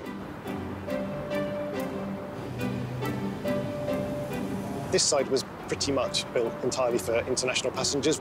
And this is where you needed to have the space for the passport controls and the security checks. Of course, because you're not just building a new railway station. You've got the whole security of international travel, haven't you? Yes, if you go inside it, you've got check-in and arrivals and departures right in front of you. So it's quite unlike a domestic railway station. It must have been quite an exciting brief to get as an architect, mustn't it? Because I suppose it's akin to an aircraft terminal, international travel, but a domestic station as well. Yeah, it must have been a real challenge. The architects were a British Rail company called Architecture and Design Group, and it was basically their last job for British Rail because British Rail was privatised pretty much after Ashford International was done. It was British Rail's last big station. It's another one of the reasons I really like it. So it's kind of their swan song, perhaps? Yeah. This operated as one of the key UK link stations until 2007, when the high-speed rail link opened. It still welcomes domestic services to this day, but trains bound for France were transferred to Ebbsfleet International, 32 miles away, leaving Ashford with only a handful of services to the continent. But its fate was sealed by the COVID pandemic. Passenger numbers were crushed to the point that no more international services are planned to stop at this station for the foreseeable future. And that feels like rather a shame. So we have this supersized version of Southgate Tube Station, all its glamour and the glory of Holden, so much thought, but no one's getting to see it. Yeah, it's sort of one of those accidents of history, in a way. It's a kind of monument to a sort of forgotten period of the end of British Rail at a time when there wasn't much confidence in the railways. Ashford is certainly impressive from the outside. But, lucky old me, I'm getting a closer look inside this station with its split personality, starting with the domestic platforms. So this whole station really is operated independently. The two kind of different types of services, or it was? Yes, I mean, it was essentially designed to keep international passengers and domestic passengers apart from each other. So international passengers would start in the international terminal, they'd go up and across a big footbridge and then drop down onto their international platforms to get into the trains there. But domestic passengers come in at an entrance on the other side, they go under a subway and they come up to the platforms. So never the train shall meet? Yeah, two stations wrapped into one. It is actually really very clever, isn't it? Yeah, it's a really clever design. You said that this place has got influences of the London Underground, perhaps, and maybe some of the French architecture influences too. Maybe that's quite appropriate for being a railway portal that goes down underneath the sea, across to France, through an underground tunnel. Yeah, absolutely. You could close your eyes, open them again, and maybe you could be in France with some of this architecture. There's definitely sort of a modernist or even Deco-Renaissance feel here, isn't there? Those glass bricks, the curved ends, the cantilevered platform canopies, they're all very reminiscent of that kind of era. It's an overlooked gem, I think, and hopefully one day it'll be recognised as a classic of early 90s railway architecture.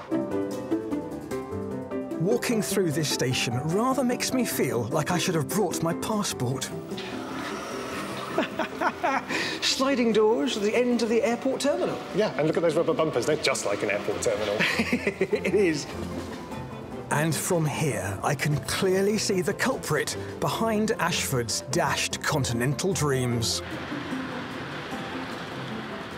So these days, the Eurostars don't stop at Ashford International at all. They bypass it on the high-speed line, which is right there. Oh, of course, and this is the massive double-track viaduct made from concrete that goes around the corner of the station, isn't it? Yeah, it's a really complicated set of junctions just to the north of the station to tie together the high-speed line and the tracks that let him get into the station. In fact, there's one now. There is now. Those are quick trains. I mean, talk about flying by train. Yeah, absolutely. Remarkably, they can reach speeds of 186 miles per hour. I feel rather sad, actually. These trains zipping off to the continent are missing out on this railway architecture here. Well, it's true, but who knows what's going to happen in a couple of years' time. Maybe they'll start calling here again one day. And HS1's had a great legacy as well as a high-speed rail link because there are domestic services now which come up from the coast, call at Ashford International and then join the high-speed line to fly to London. All is not in vain, then. Ashford is just the start of my continental railway adventure. I'm on the Kent coast, exploring the iconic railway structure which links Britain to France. The Channel Tunnel. Stretching 31.5 miles, it's the world's longest undersea tunnel. It actually comprises 3 tunnels, running almost parallel to each other, and a staggering 22 million people a year travel through here on both passenger and vehicle trains. I imagine most travellers take it for granted, but today I want to show you some of the lesser-known parts of this mind-boggling piece of infrastructure.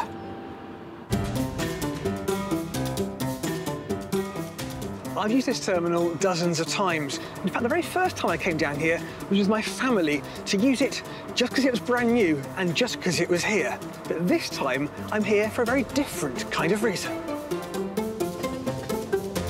Yep, it's not a holiday, but my levels of excitement are just the same.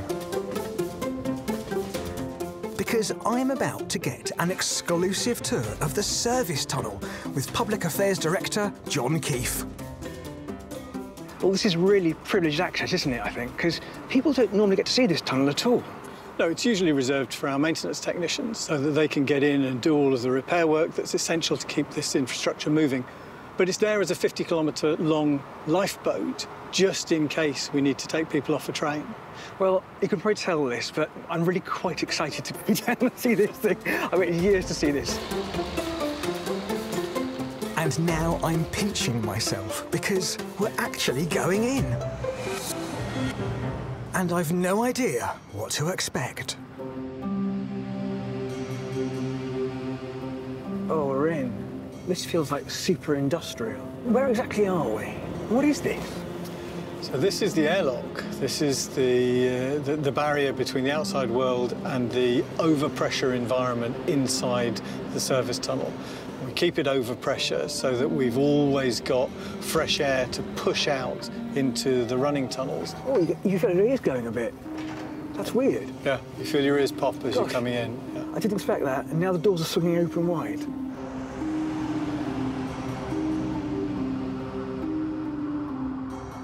Oh, this must be the longest road tunnel in Britain.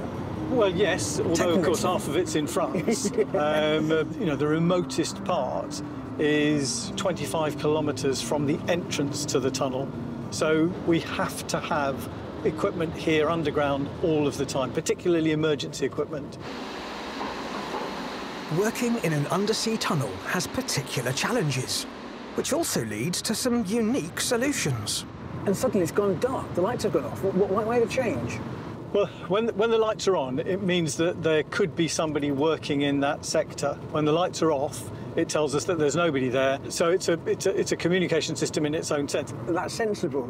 We're still travelling under land, but we're heading now into a part of the tunnel which looks quite different to the narrow passageway we've experienced so far.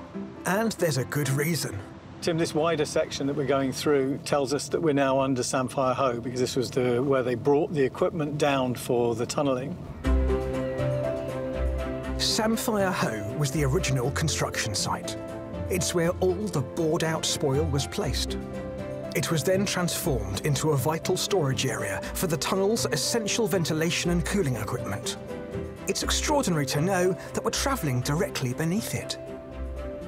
And then as we go further forward, you'll see that the tunnel narrows again, which means that we're coming out of the Samphire Hoe site, and this is where the tunnel starts to go under the sea. Oh, this is the really good bit. This is the exciting bit. So we're now setting off on our journey to France.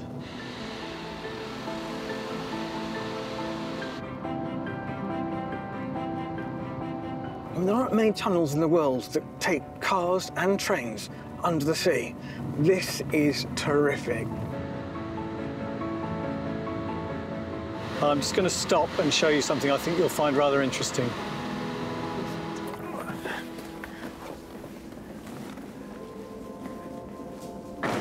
So how far are we down the tunnel? We're about 10 kilometres from the portal in Folkestone.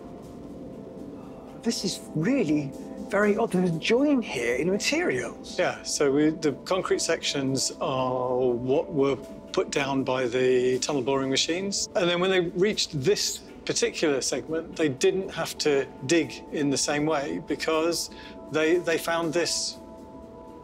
Well, have a look for yourself. OK, that's dated 1974, which is about 20 years before you guys turned up. Yeah. And what this is the junction of the 1980s tunnel with the 1970s tunnel and with the 1870s tunnel cutting across it as well. So you're standing in the middle of history. That's extraordinary. Something you might not realise is the Channel Tunnel as we know it today was the third attempt to connect Britain and France under the sea. The idea dates back to 1802, with Napoleon Bonaparte as an early supporter. Work on experimental tunnels started in the late 19th century at Abbott Cliff near Folkestone. Workers back then used hand tools and a compressed air boring machine. The original entrance still exists, although you'd never know that is what's hidden behind this graffitied shutter. The history of the Channel Tunnel, you can stretch it back till people first looked across the short straits and saw white cliffs on the other side and went, I wonder what it's like over there. People had ideas of wooden structures, a bit like old mine shafts, running horses and carriages through. And then we came along and we put in all of this beautiful service tunnel and the two running tunnels that are either side. Bridging across the centuries. I love it. A further abandoned attempt came in the 1970s, before the successful version we're standing in today was seen through to completion. I had no idea they got this far, but why didn't they go any further? The usual end of a Channel Tunnel story is politics. And in 1974 in particular, it was just too much money for a government-sponsored tunnel project, so it was put on ice. When they built this in the 1970s, what did they discover down here? Essentially, they came across the previous tunnel and they found the pit props and bits of mining equipment. But, you know, they were moving on. It wasn't a history project. I often ask myself coming down here, what would happen if we took one of these out and had a look behind? Would we be looking into history? Don't tempt me with those things.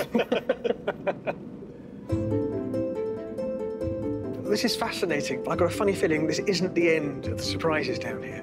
Not at all. I mean, there's another 40 kilometres to go to France this way, and there's quite a lot more to see before we get there. I'm keen to see inside the cross passages that lead into the main running tunnels. And it seems it's my lucky day. And this one leads us into the North Running Tunnel. Crikey, this is like a spaceship or perhaps a submarine. Well, it's partly like a submarine because this is another airlock door, one of many hundred throughout the whole of the tunnel system. If we have to evacuate a train, we have a safe haven here. So when this door opens, the overpressure air in this service tunnel blows out through there and creates a bubble around the door of the train, so that when people step off the train, they step straight into fresh, clean air and into this safe, secure environment. And all these pipes I'm seeing coming in here, are these water pipes of some sort? This one in particular, I think, is interesting because this is firefighting. If we needed to bring the fire and rescue teams in from either side, they could bring their own equipment in and just connect up French and British to the same valve. It's truly an international project, isn't it, here? It's international, binational cooperation. This was designed by a group of French and British engineers working together. And often you don't even think what language you're speaking because there is a whole kind of franglais that happens in this tunnel. You've worked on this project for about 30 years now. What are you most proud of when you come down here through the tunnel? Most people only see the tiniest tip of the iceberg. But what happens behind the scenes? It's huge, it's enormous, nobody knows about it, but there's a group of people who are passionate about it and spend their whole lives just making it work.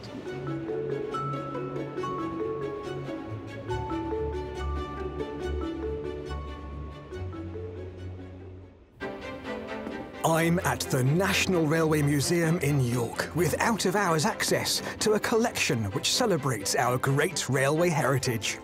Among the unexpected items squirreled away in the North Shed are clues to how railway architecture was influenced.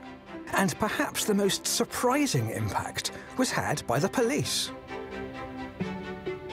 That's because before the British Transport Police was created in 1949, each railway company had its own private constabulary. In fact, there were 291 private police posts across the British railway network, often situated inside station buildings. Their presence is clear from this rarely seen plan from the mid-1800s showing a police station inside the terminus at London Bridge. By the early 20th century, railway police forces were being given even more consideration within these buildings, as is shown on this plan of Waterloo, dating from 1909. And it was the force based here, the London and South Western Railway Police, which was involved in solving a major crime in the last days of the Victorian era. A crime which led to the creation of one of the rarest pieces in the museum's collection. Hello, Ollie. Hello, lovely to meet you. Lovely to see you, lovely to see you. Yeah, thank you for coming down. Dr. Ollie Betts leads the museum's research team. He's on hand to reveal how this miniature railway carriage has huge significance. This looks amazing. Is it some kind of doll's house? So it's Barbie and Ken scale, so you might be forgiven for thinking this is some sort of child's toy from about 100 years ago, but that couldn't be further from the truth. This is our London South Western carriage model, which is known across the museum as the murder carriage. This was involved in quite a gruesome murder trial in 1901. Oh, wow. This is extraordinary. If I can get you to put these gloves on. Yeah. Because it's incredibly unusual and rare piece. If you think about a trial in 1901, you've not got crime scene photography, you've not got a digital reconstruction as we would now. So this is for the jury to come down as we are, to crowd around, to feel the bits and pieces and to understand the murder and the sort of dimensions of the murder.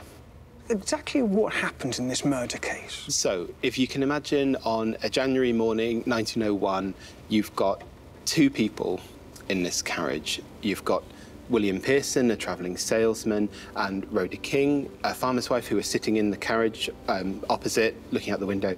But unknown to them both is a third traveller, George Henry Hill, alias George Parker, who emerges through here from the toilet into the main carriage, shoots Pearson to rob him, turns the gun on Rhoda King, who somehow has the presence of mind to convince him not to shoot, and ultimately talks him into throwing the gun out of the window. Wow.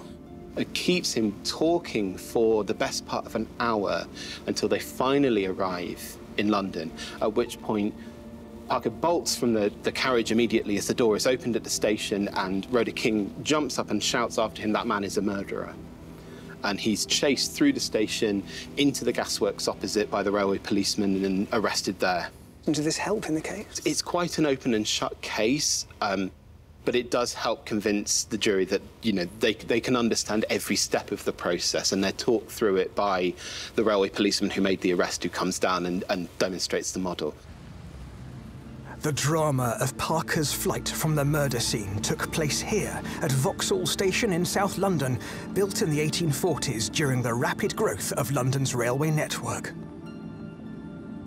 Newspapers reported the frightful murder on the London South Western Railway, and that the killer bolted down the station steps, rapidly pursued by 3 or 4 porters, before police joined the chase. The papers also tell how, barely 2 months after the police caught up with him, George Henry Parker was found guilty and hanged here in Wandsworth Prison. His conviction secured with the help of this model. Ollie, the attention to detail of this is quite exquisite for what is just a demonstration model, isn't it? The handles turn. Oh, wow. The doors open. You've even got the window that goes up and down and the retractor sash. Isn't this the communication cord? Yeah, this is the communication cord that you could have pulled in an emergency. This was the smoking compartment. They've even painted the little smoking demarcation onto the window. You've got a little towel on the towel rail in the toilet. and the fold-down sink. It's built by the apprentices at Eastleigh Carriage Works for the trial. Clearly, the apprentices putting this together have had a lot of fun, demonstrating all of their different skills that they've learned. And actually, is this the right carriage maquette as well for the seat? Almost certainly the same maquette that was being used on the full-scale seats. It's been very professionally flush-fitted as well. So, yeah, so 1901, so the turn of the century, the architectural press are referring to railway carriages as rooms on wheels, aren't they? Oh, no, absolutely. So this was seen actually as a piece of architecture in some ways. I know, it's just beautiful, isn't it? This is only one of 2 crime scene models in the entire country that survives. Well, it is so rare to get hands-on access to collection objects like this, so thank you so very much. From cracking crime to providing a portal to the world, railway architecture across the globe has many talents. It's why I'm such a groupie. And I'm in good company, because my next spectacle was a huge hit with some of history's brightest stars. Because, like the Channel Tunnel, it was a gateway to Europe.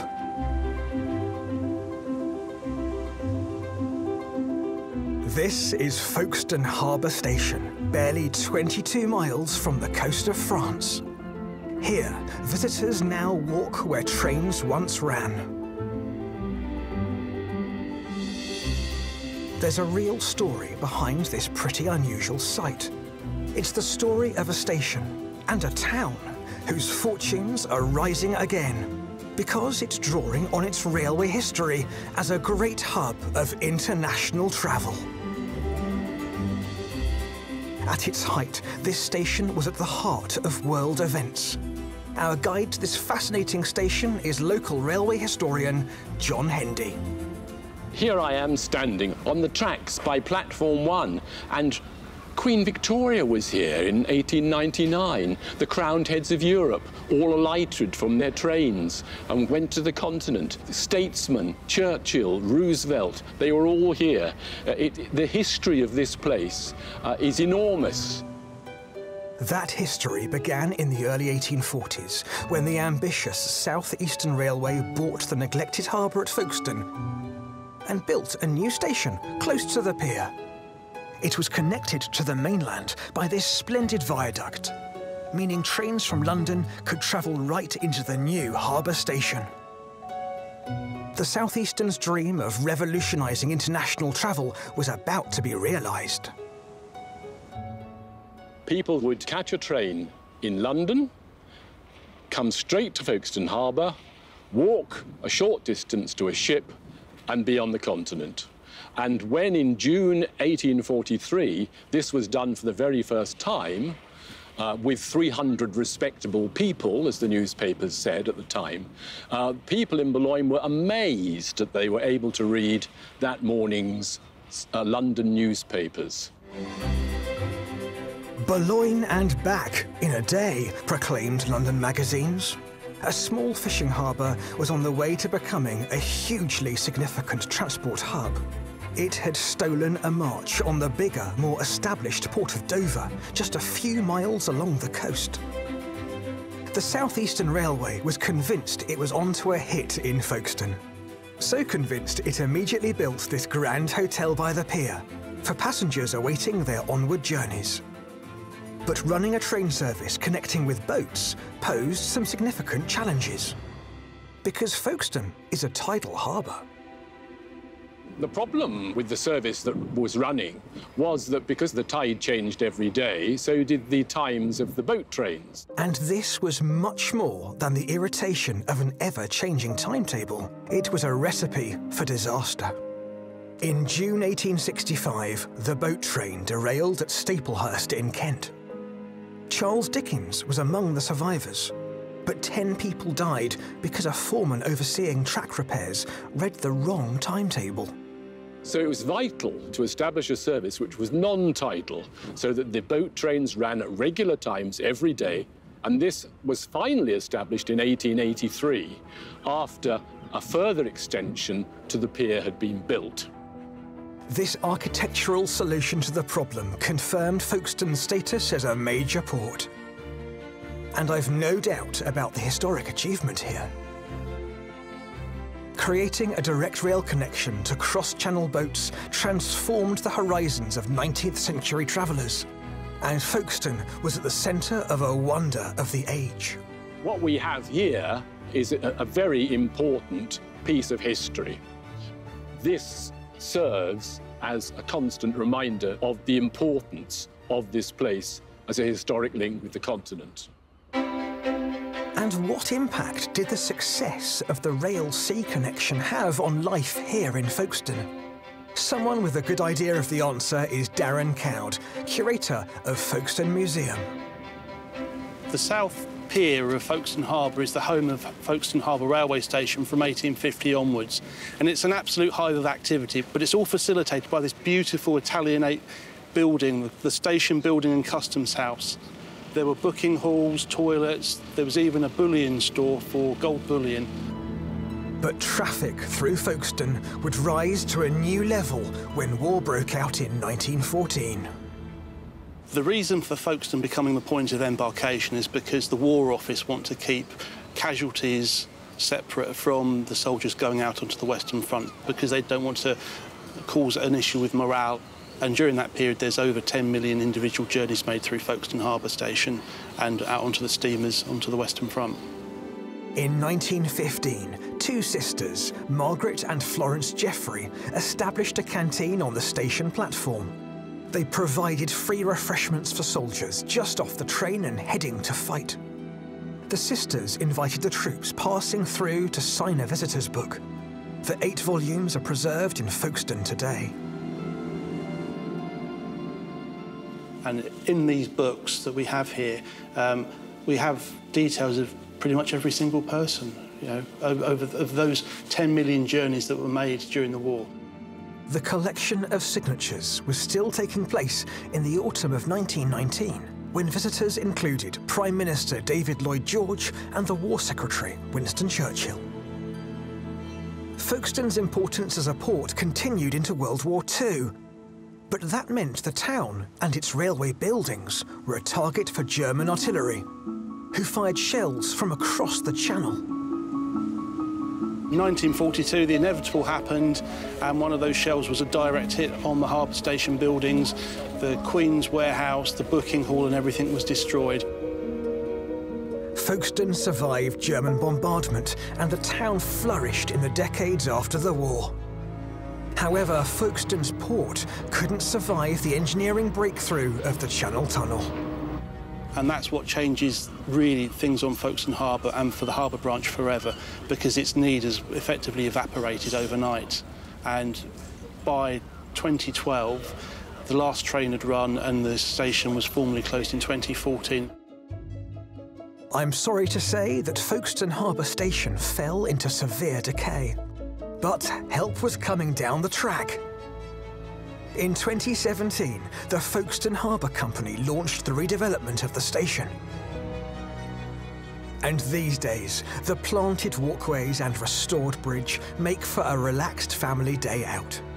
Especially as the old signal box has been transformed into a cafe. And as the owner, Alex Field, explains, its name reinforces its railway heritage.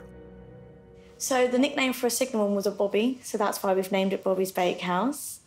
So yeah, we're really pleased that the heritage is still here. It's nice to see how it would have looked once upon a time. How wonderful that this signal box turned cafe is packed with railway memorabilia. And there's one big piece of history that's impossible to ignore. Centrepiece of our cafe is the signal levers. This one still works. Very noisy. Obviously not as... Oh, God. Signalmen would never touch these with their hands. They would always use a cloth as to keep them shiny, but obviously we keep them as well as preserved as we can. And for a business owner like Alex, there's a clear value in protecting and renewing Folkestone's railway history. I just think each year and year tourists are coming down to Folkestone to see the regeneration of what used to be a railway. Thanks to those German shells in 1942, only about 10% remains of the original station building, a structure which once stretched right along this harbour. However, what survives today is looking very fine indeed, thanks to a major makeover in recent years. It's been beautifully restored with the stonework refreshed, the Poseidon's head above the doorway repaired, and also 2 new beautiful hardwood doors hung with recast hinges using the original hinge points on the doorway itself. And at the station, the restoration offers vivid reminders of those halcyon days, delighting railway enthusiasts like John Hendy. We have marvellous signs which they've recreated not only in English but also in French to remind all the foreign travellers where they can go and send a telegram or find inquiries. And over on the far platform, the Southern Railway bullseye sign, and I think that's rather wonderful. I'm thrilled to say this wonderful restoration has reinvigorated Folkestone's great railway heritage. And it points the way to the revival of an entire town.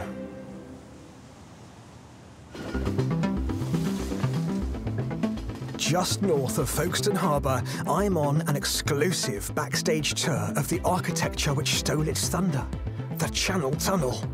My guide is John Keefe, who spent the past 30 years living and breathing this vast bi-national undersea railway. This building looks fairly important.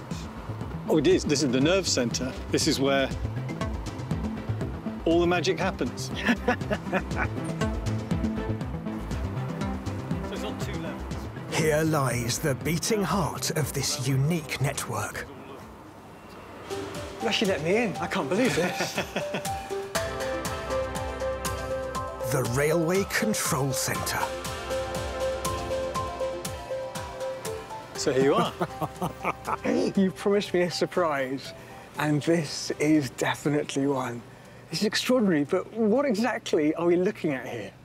So this is the mimic board of the entire concession infrastructure from the UK to France. Everything is here at a glance.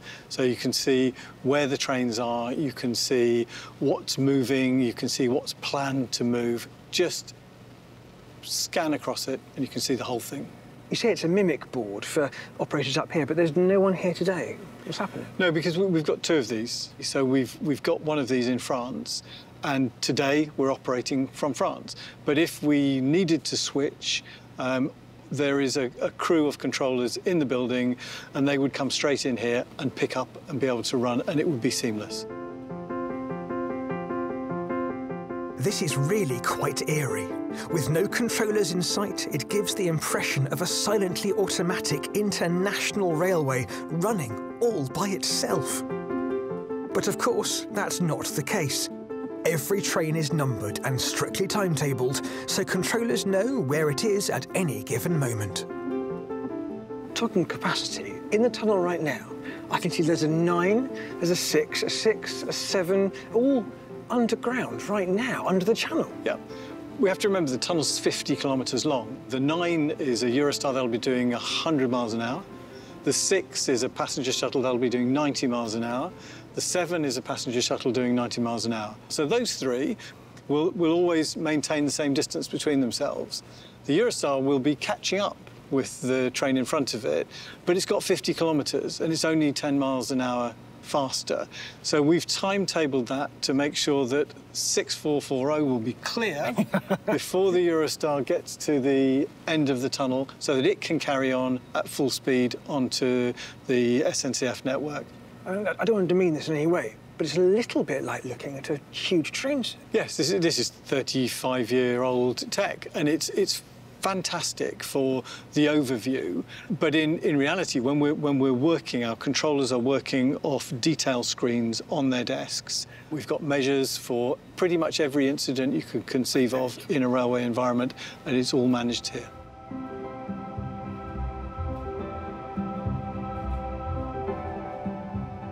John, I've never been to an international signal box that manages trains that run under the ocean before, so how does it actually all work? It's very similar to a standard signal box, if you like.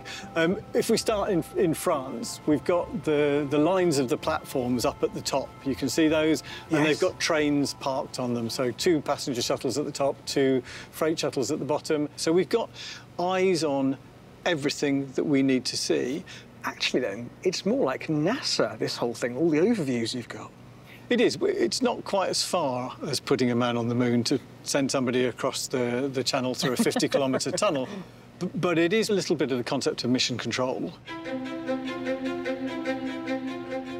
All these people are in your responsibility, aren't they? Yeah, we could have, on a busy day, 400 trains going through.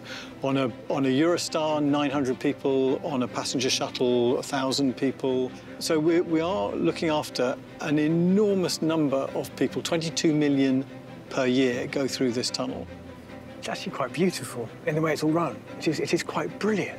I had no idea the complexity behind this. It's been a privilege to have a look at it and share it with people, so thank you so very much. Thank you for coming.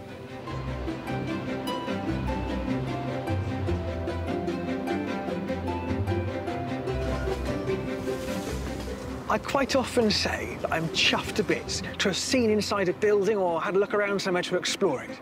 But today's been really very special indeed, because this place I never thought I'd get to see.